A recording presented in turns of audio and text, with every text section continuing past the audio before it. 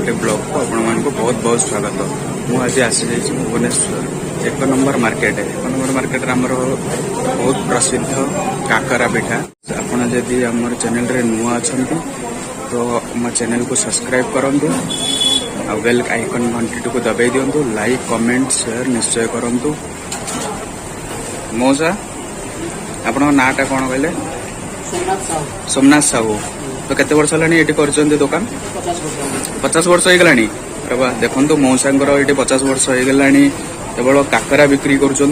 तो काकरा आमर भुवनेश्वर रे एक नंबर अच्छी आमर सोमनाथ मौसा। ये बहुत बहुत ऑर्डर भी दि जाए। आपण बाहागर हो कि व्रतघर हो कि कौन पूजा पर्व भी आपण ये ऑर्डर करके नहीं पारे।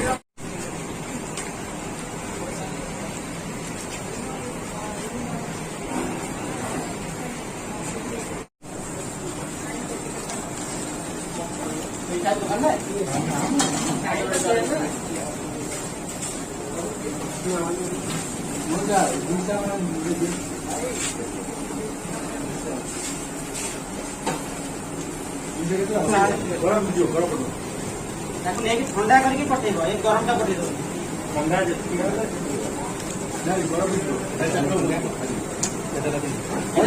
तीन दिन ठंडा कर दो।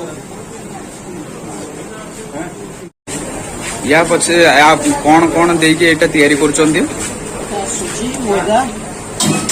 सुजी मैदा सुजी मैदा चीनी नड़ियापुर दे बना हुए काकरा।